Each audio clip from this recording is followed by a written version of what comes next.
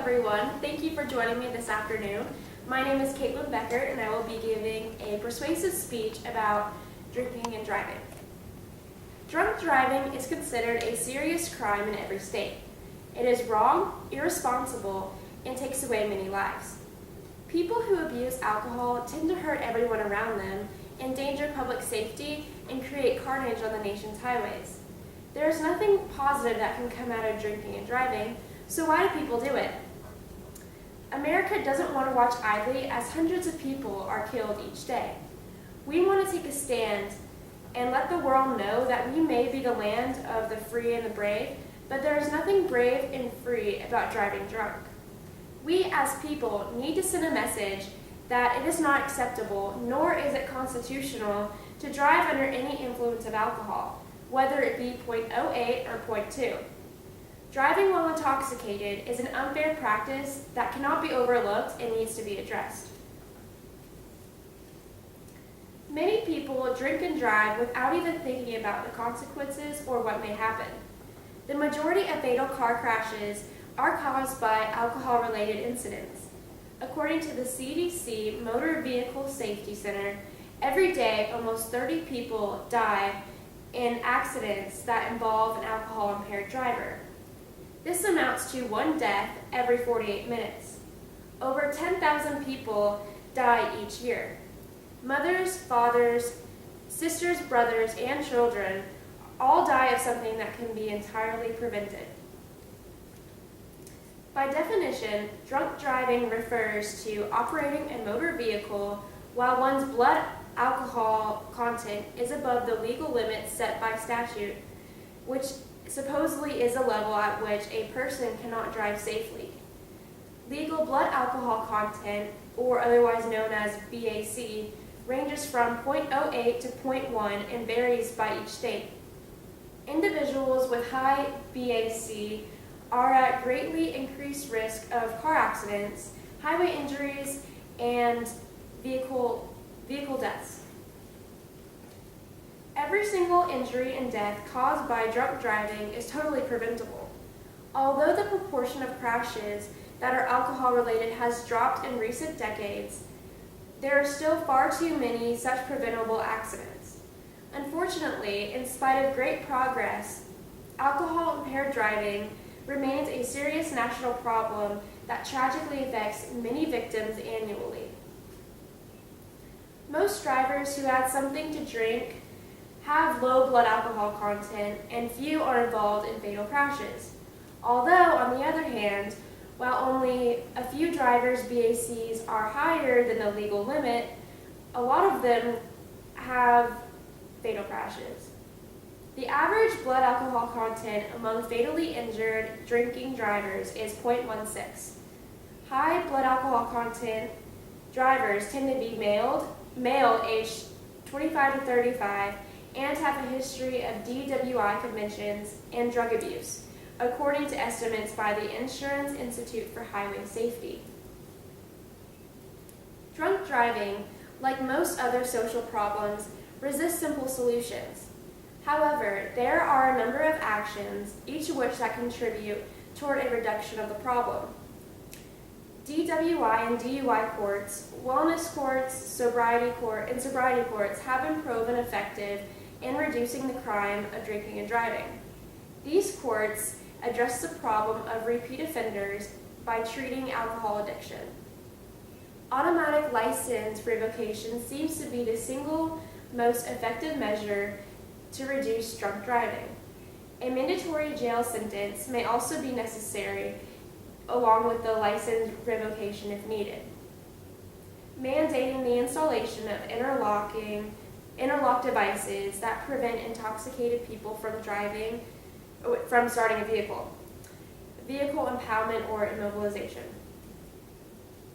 Designated drivers, people who agree to abstain from alcohol and who are responsible for driving others home, have probably saved nearly 50,000 lives and spared many more thousands of people from suffering injuries and driving drunk.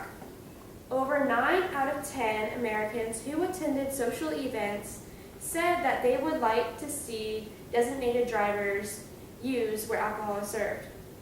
and the proportion of people using or being a designated driver has increased dramatically over time. Each year, over 73 million people either serve as a designated driver or are driven home by one.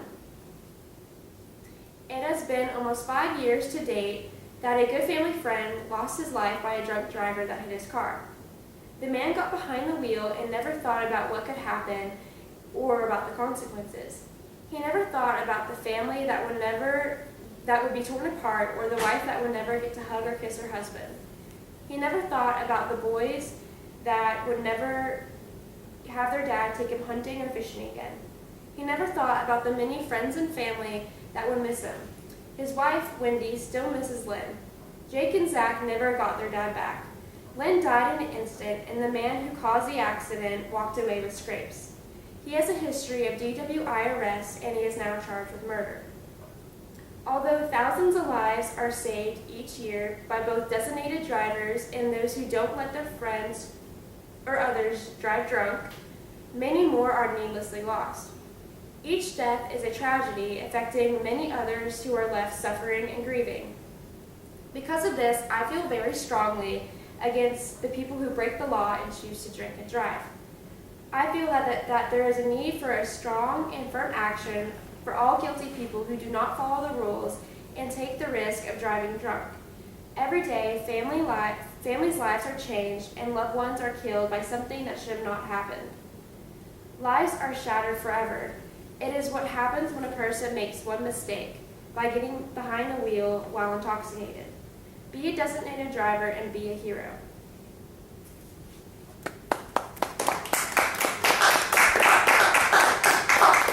Thank you all. At this time, I would like to take any questions from the audience. Does anyone have any questions? What should I do if I see someone driving drunk? If you see someone driving drunk, you should report it right away. It would be effective if you could report the car that you see driving drunk to the nearest police station. And signs of drunk drivers usually include swerving, driving with their headlights off, driving in the middle of the road, tailgating, driving slowly, and things like that. So if you see any of those, characteristics of a driver, it would be necessary to report it to the nearest police station. And please stay as far away from them as possible if you're also on the road. Thank you. You're welcome. Any more questions? What are some tips to be a designated driver? What are some tips to be a designated driver? It would include it would be effective to plan ahead of time if you were to make arrangements with your friends. Plan ahead of time and identify who is going to be the designated driver. And the person who is the designated driver needs to make sure that they don't drink before or during the event, and make sure that the designated driver has keys from everyone who is, if they are intending to drive home, to prevent them from driving home. And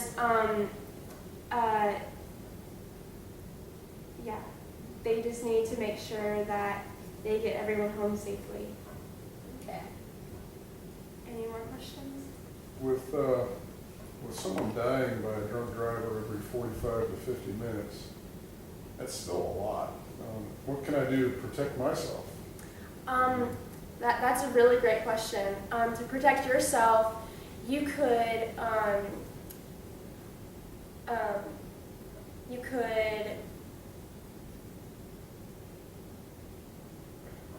Well, I think to protect yourself, don't you have to stay clear from that other driver? Keep your eyes and ears open. Be Yes. a defensive driver. Yes. Is that right? Mm-hmm. You need to drive defensively. You need to report any incidents of drinking and driving. You need to just don't drink and drive. Stay off the road after midnight. Make sure if you have had a drink, either find a designated driver, call a cab, get a friend to take you home, and just make sure that you are aware of what you are doing, how many drinks you can handle, and stuff like that. Yeah, Kaitlyn, is this message getting out into the schools? It actually isn't, and I think that it should be more eye-opening to high school students, especially. I know that if, like, it is only exposed to people who take a defensive driving course, really. Otherwise, it is not open to people, just regular people in school. So I think that we either need to have a speaker or something come to the school like once a year to inform the students about the dangers of drinking and driving, or a class should be required to take. We've seen where they've had beat up cars, you know, where a car's been totaled in an accident, and they have them there in the student parking lot Yeah, with for a big people to sign do. on it stating that this was driven by an intoxicated student Wow. who lost his life. Makes quite an impression. I would assume that it would. Yeah. Thank you all. I hope that this helped you. Thank you for joining me. Very good.